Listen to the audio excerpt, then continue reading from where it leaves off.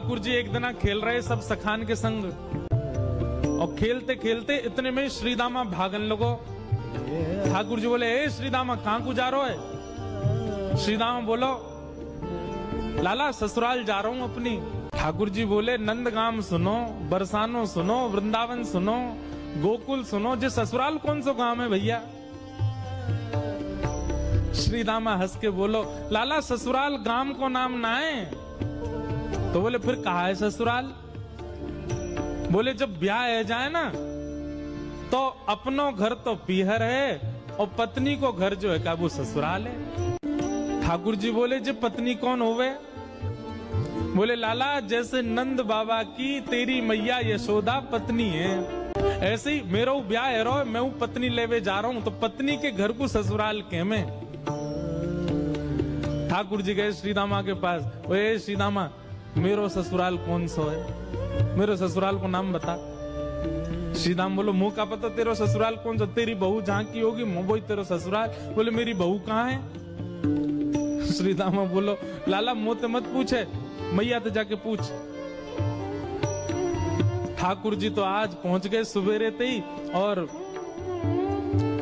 यशोदा मैया से जाकर के रोने लगे। मैया बोली, काय गुरो रा लाला? बोले, मैया तेने मुझे इतनी बड़ी बात छिपाई। मैया बोली, कहा छुपा दियो मैंने? बोले, तेने मेरी ससुराल को नाम ना बतायो आज तक। मैं 3.5 बरस को बूढ़ा है गो, अभी तक मुंह मेरी ससुराल ना पता। और वो श्रीदामा अपनी ससुराल गए बहू लेवे।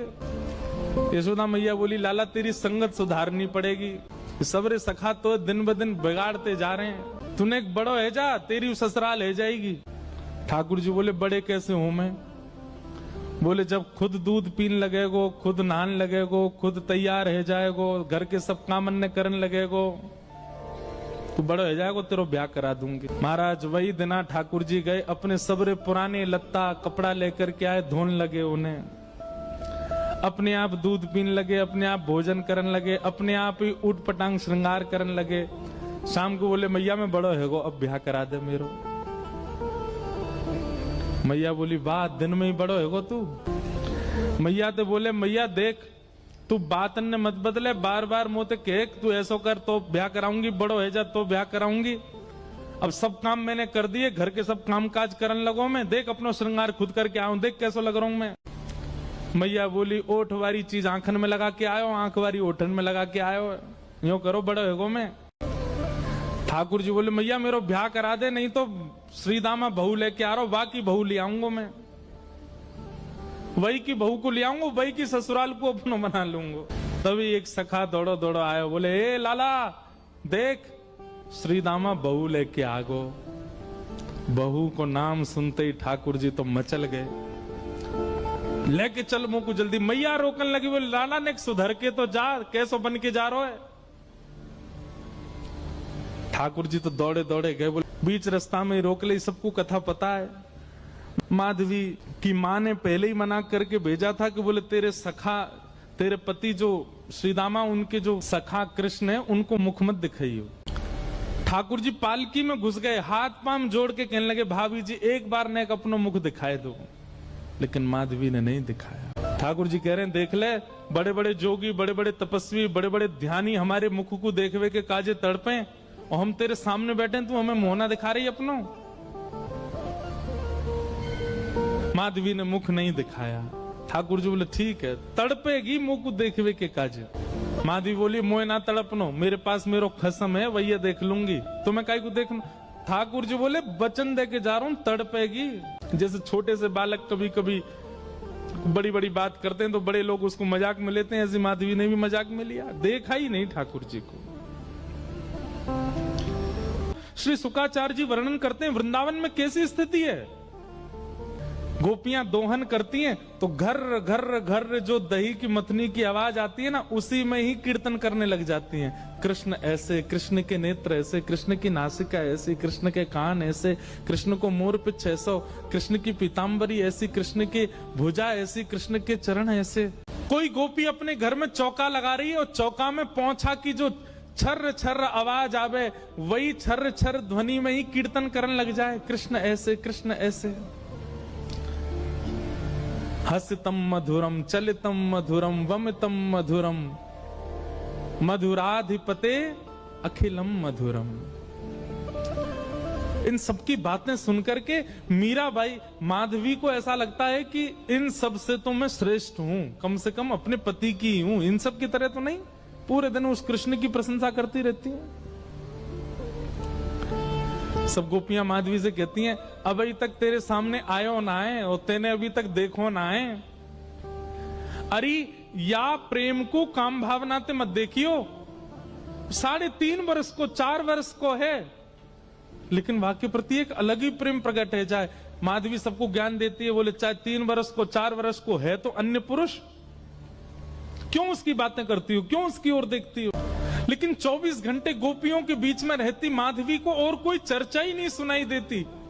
सब केवल कृष्ण की बात करती हैं। जल भरती हैं तो, बैठती हैं तो, भोजन बनाती हैं तो, बतियाती हैं तो, श्रृंगार करती हैं तो, हर समय कृष्ण कृष्ण कृष्ण कृष्ण।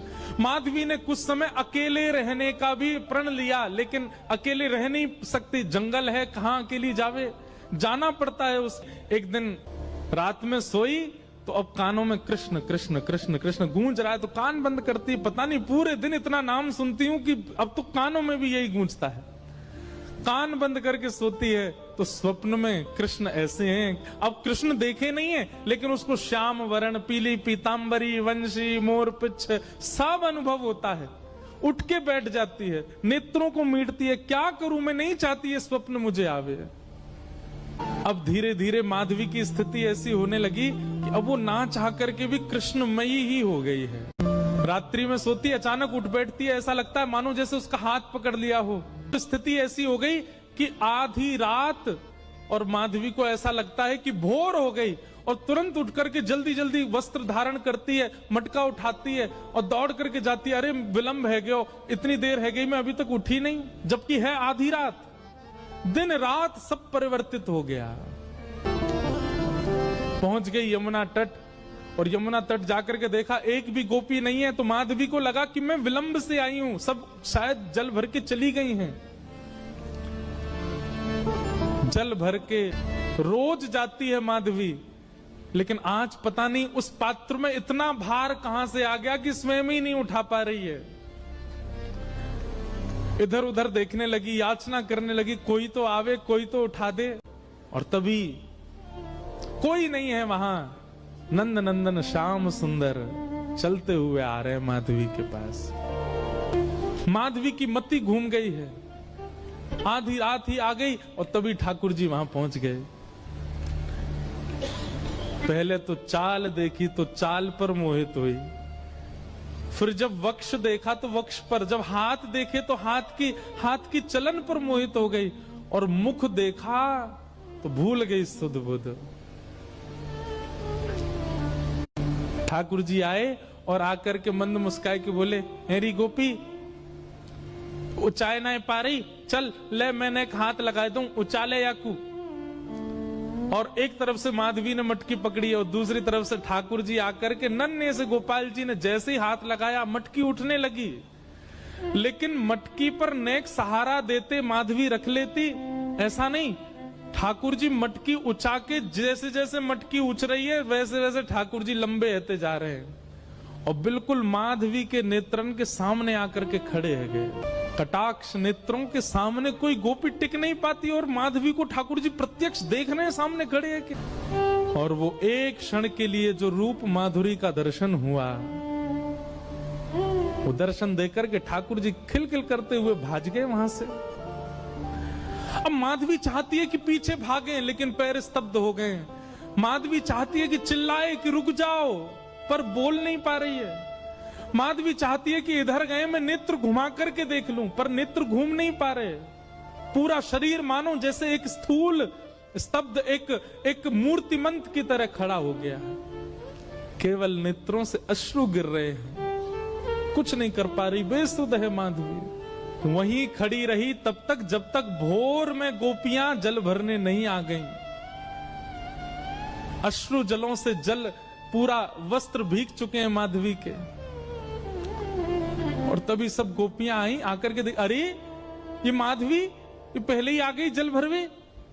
सबने जाकर के हिलाया। स्पर्श के बाद भी माधवी हिल नहीं पा रही है, बस नेत्र लाल पड़े हैं, अपलक नेत्र हैं और नेत्रों से केवल अश्रु गिर रहे हैं। बोलना चाहती है, कहना चाहती है, चिल्लाना चाहती है, किसी को पकड़ना चाहती है, पर कुछ नहीं कर पा रही है। तब एक गोपी गई और जमुना जल लेकर के जैसे ही माधवी के मुख पे छिड़को, माधवी तुरंत सचल जैसी हो गई और धड़ाम से मूर्छित होकर गिरी।